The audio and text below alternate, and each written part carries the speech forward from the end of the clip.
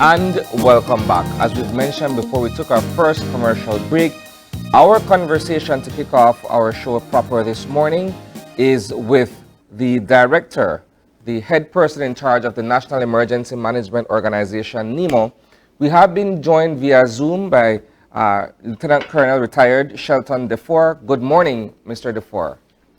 Good morning, open your eyes. Good morning, Belize. All right.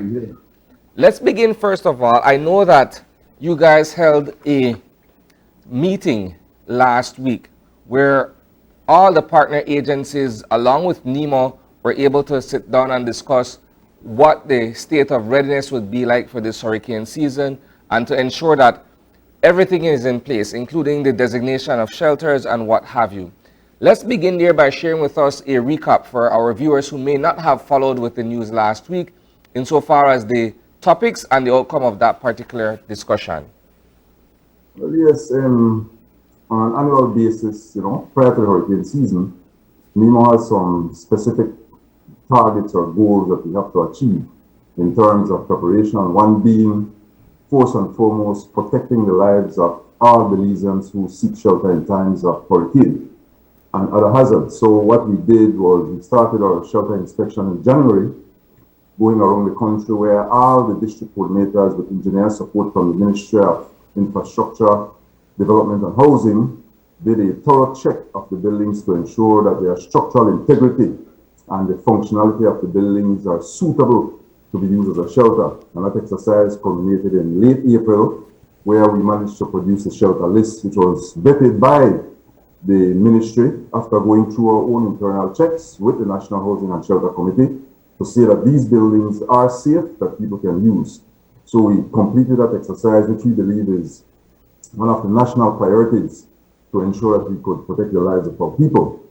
The next order of business, if you wish, or more continuation of the work that we do, is that we had planning meetings with all the various, what we call the priority national committees, such as search and rescue, housing and shelter, relief and supplies, transport and evacuation, and some of the others, to make sure that these national committees have their system reviewed in terms of their leadership, the resources required to get the job done, have a plan of action or at least a checklist of what are the main things that they need to do once we issue an advisory to say that NEMO has been alerted or activated, and to ensure that the human resource, the most important element, are identified across the country at the national and at the district level to get the job done. One of the other things we did was the communication checks. Across the country, we have about 31 antennas where you can use to receive and transmit very high frequency emergency messages. And this is a backup system that we use to ensure that once, hopefully not smart or detail is affected or goes down, we have the means of relaying emergency information across the country. We also did some works in the area of drain digging. There are some communities, particularly in the catchment areas like out in Tayo, where we have to ensure that these communities are relieved of any potential, flooding problems, so that you don't have to evacuate too many people and to reduce the inconvenience and suffering that people endure due to flooding related to hurricanes and just the rain events, so to speak. So we have been doing quite a few. We have met with our international partners. This is one of the most important ones. We met with our international partners and looked at a worst-case scenario for Belize. Large-scale disaster planning in terms of a Category 5. What will it take to respond to Belize, aid or call for assistance? What we need to have in place, and what do they bring to bear to support the country? And I must say, we have a lot of confidence in the help and support that will come our way from, whether it's the United States of America, from U.S. based down in Honduras, where Joint Task Force Bravo is located with Chinooks and Black Hawk helicopters, or whether it's from Mexico, bringing in a system where they could set up a feeding program to feed or produce 1,000 meals per day, and some more if needed. So we and the British government always pledge their assistance. They have a battleship, if you want to call it that, you know, in the Caribbean, and that ship would be signaled via London from Belize in terms of the request to the British side to come into our waters, to launch, whether it's helicopter to support with food, with water, with medical assistance and the like. So the large-scale planning is one of the most critical elements of NEMO. The evacuation, as an example of Belize City, we looked at that in depth. Yeah. We had a session where the CMO rep, Ms. Dawson, joined us last week, and we went through all the elements of what will it take. And they did prior sessions, you know, weeks in advance.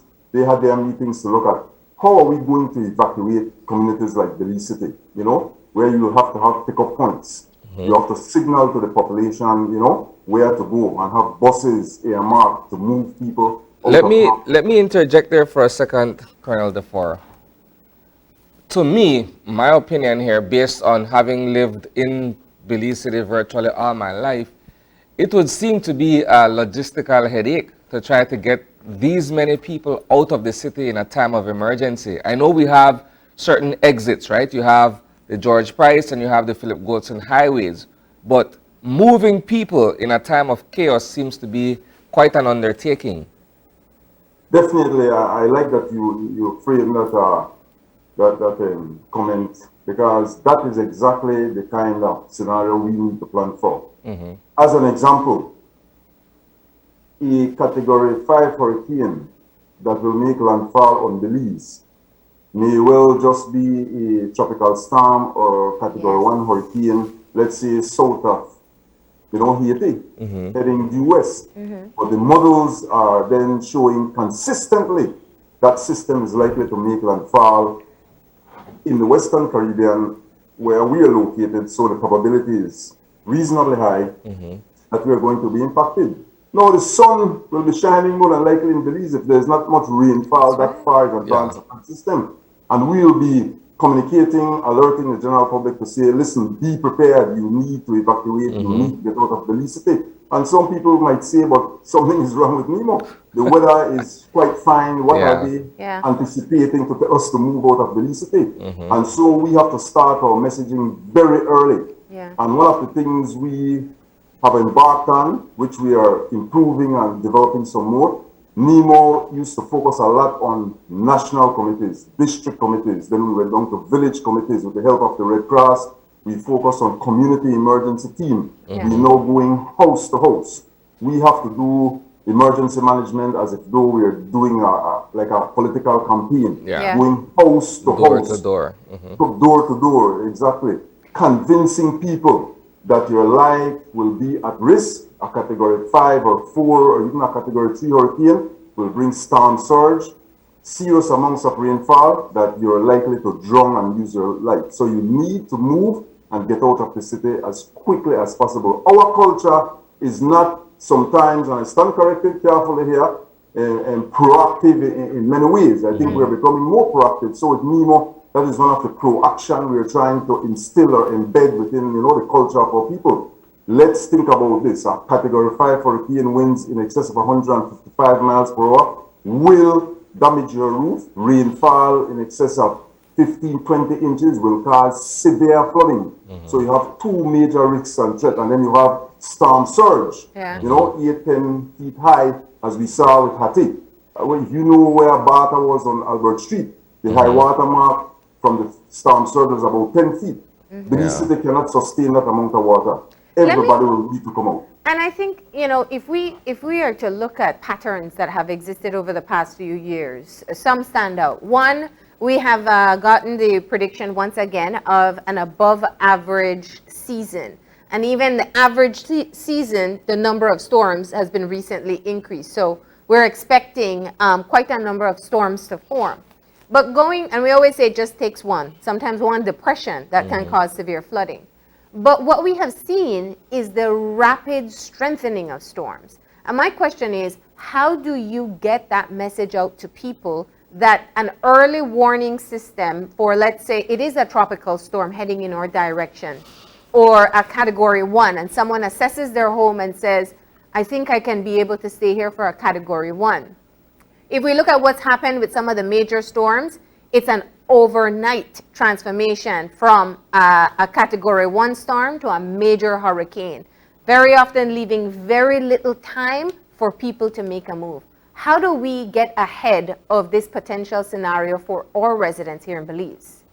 Very good question, Marlene. That is something that we will have to continue to do by impressing on the public via public messages, running our public service messages, using the children in the school as we do through outreach program, as alluded to earlier, knocking on doors, speaking to people, developing that sense of concern. I don't want to say fear. We may even want to look at, to show people how dangerous this is in terms of Category 5 hurricane or a Category 4 hurricane. But the point you rightfully made is that the intensification, this is where it is out of our control. The Chief Met has informed us that the prediction in terms of the forecast for the direction that a storm is likely to go has improved. So if we say a storm is heading due west towards Belize,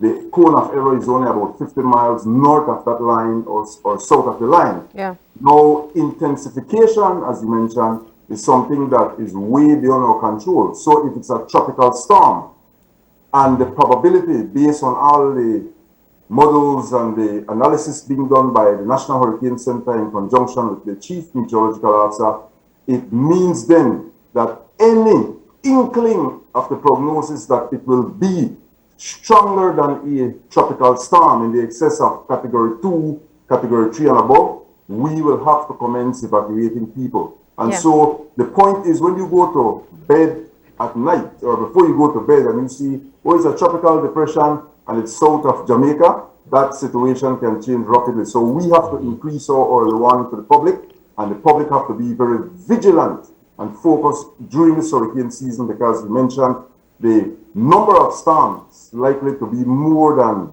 average, up to as much as 21. And of that, I think about 4 to 6 likely to be major hurricanes, which we're talking about. So it's a combination of the public doing their part, we doing our part, and if we meet on that common understanding, I believe that we can alleviate the risk of loss of life. Because a plan B then would be, in some cases, we may have to, as we work with large building owners, we may not have time to move people, because one of the factors is that the rainfall may cause flooding before an evacuation is likely to start. So we'll have to do a lot of internal upward evacuation as we do for tsunami, where you may not have time to evacuate out, but you can go up so that you are away from storm surge. Yeah, this so seems some of the things. It seems the hurricanes, especially the major ones, are even more devious, because they not only strengthen, but they also slow down. But let's come back to what is a perennial issue, and not just for Belize, but all hurricane-prone areas. There are some people who are very much proactive in being able to evacuate and move into shelters, but there are always those who want to take a chance. I recall when there was the storm surge that came in at Ladyville, there were emergency calls placed for evacuation. People were concerned, and at that time they didn't quite know how high the water would go or how safe they would be. Since then to now, has there been any plan put in place for these types of emergency evacuations, or will we ever have the capacity to be able to do that? Well, I will say that, firstly, experience is the mother of wisdom. And I can tell you that the lessons learned by those persons, they themselves have corrected it. They now have a plan where, for the last threat that we had, they moved early. And so kudos to the public, understanding the risks related to these type of events. And they also had an area to park their vehicles, where they moved out to high ground to secure it if they couldn't get it to with them where they were going. So we have seen the public, the people, learning from events and taking, proactive action. So that is one of the key things we recognize.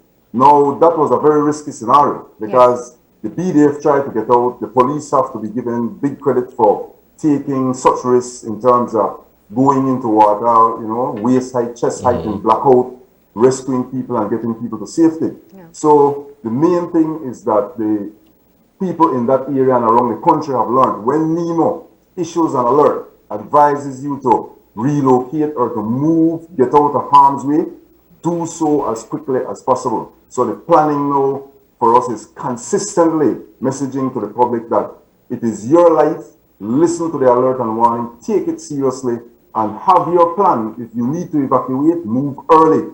If you top up on fuel, buy emergency food, whatever you can afford to buy. We understand the economic situation with, I'd say maybe the majority of people in Belize having, some difficulty in terms of being able to garner those kind of emergency kit or food packs or getting, the basic supplies ready. But all in all, we must make an effort, and who can do so to help must help each other.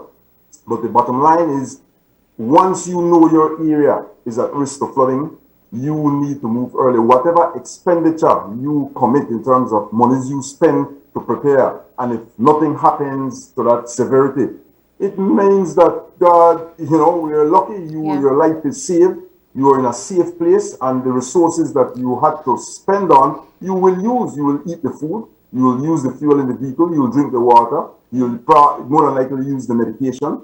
So it will not be to a loss, but at the end of the day, you did the right thing to move to save your life. Colonel Defour, I know there was a simulation exercise that was executed in April, and it was very extensive in seeing how the current machinery you have would roll out in the event of a major storm. What were the findings of that simulation exercise? What were some of the weaknesses that need to be strengthened? We did that exercise with Joint Task Force Bravo in late April, and one of the areas that we recognize is that when you are running a emergency center, emergency operations center, aka command center, you need to have the requisite amount of personnel available, and they need to do handover and take over. It is absolutely necessary for continuity. So if you are working and you are leaving and I'm showing up, you need to hand over properly to me so that I could continue the operations. That's one of the areas that we need to improve on. The use of the VHF radio, the emergency radio, because as you know, for simulation, we will shut down the regular communication system, and then we have to go to emergency means. And we recognize that there needs to be some more training where people have to get used to, setting up, turning on, using the radio, communicating on the radio and things like that. We also saw where some good things came out, like the use of technology. Yeah. The mapping and tracking of the storm, was very well done by our GIS in person, and that information was shared around the country, and so we see GIS and technology being a big, plus for NEMO. We also see the need for more training in terms of understanding the dynamics of the way how an emergency center functions, because there are needs for certain information, the processing of information, real-time information to make decisions, providing situation reports, doing things like sending in your start state. What do you have at hand to start this operation with, so we have a sense of where your needs and gaps and weaknesses are. So we need to work on those aspects of further training and developing staff, to have a deeper understanding as to when we say we're setting up an emergency operations center, what are the main requirements that we need to be aware of. So here's a question. I know that in times of national emergency, dealing with natural disasters, that situations are oftentimes fluid. And there's always this expression, right? You always have a plan A until things happen, and then you have to resort to either a plan B or improvisation at some point. While NEMO, I'm certain, always has a plan of action, a course that it will take in terms of expecting and dealing with natural disasters, I'm gathering that, when things happen and you're dealing with people on the ground and you're dealing with evacuation and storm surges and what have you, you kind of have to tend to modify the plan accordingly, correct? That's correct. they have a saying that at the start of the event or the threat or the action, whatever that is, your plan is likely to fall apart. Yeah. But having a plan, having a concept, in the case of knowing what is it you want to do, it will fall apart. It will have some challenges, but you have to build in some flexibility. Right. And this is the reason why I know you hit on a key point. This is a leadership business. Yeah. When you are dealing with disaster risk management, you have to have leadership capacity to be able to recognize and anticipate that one day from now or 6 hours from now, this is likely to be one of the scenarios. So my contingency plan, course of action 1, 2, or 3 are to be as follows. When you have issues on the ground, you have to be able to adapt. You have to use your initiative. You have to improvise to be able to overcome those challenges. You have to cope with people. You may have to step back and say, sir, madam, can you assist in this situation? And somebody brighter and smarter than you may show up and say, this is what we are to be doing at this stage for this issue. And you now become the enabler more than the person who demands or dictates what are to be done. Nice. But at the end of the day, the outcome will be that you'll get a result favorable to that situation you're facing. And so it is important that you have leadership abilities and skills and foresight to be able to work in a field like NEMO, so that when you face those situations, you don't collapse and cave in. You continuously are in analysis mode in advance, so you could look at what needs to be done. Colonel Defour, our blessing is our weakness. And our blessing is that we've not had a major storm in quite some time. We've had very devastating effects from storms and hurricanes, but the Hattie style and the ones that we've seen devastate other countries in the region, we've not experienced of late. Let's for a moment talk to our viewers and talk about some of the particularly vulnerable areas that need to be cognizant of putting together a plan for evacuation. We always talk about Belize City, for example, not being able to withstand more than a Category 2 in some parts, or even a Category 1 in some parts. So let's lay that out for people so that they can know, because many people and many head of households have never experienced a hurricane. Very good point. The last time Belize was devastated was in 1961. That is 61 years ago, 2 generations ago. So that is not in our mindset or culture as to understanding how vulnerable we are. Well, in terms of vulnerability, the entire coastline of Belize, all the offshore keys. If you live on a key, once NEMO issues an evacuation order, you need to evacuate. If you live in places like Sardinia, Consejo, Bomba, along the old Northern Highway, Belize City, Gongolong, if you want to get specific, the Port Loyola area, all those areas, Lake Eye, in terms of the vulnerability for flooding. We have about 3 or 4 communities on South Side. It doesn't matter which category of storm it is. They will be underwater. Will be underwater. So those are some of the communities. So Category 1, they need to get out. Exactly. They need to look at relocating to safety to higher ground to get out of that scenario that they're in terms of susceptible to flood, likely to be flooded out, affected by flooding. Going farther down south, right along the coast, Gales Point, Manatee. Going down into Mullins River.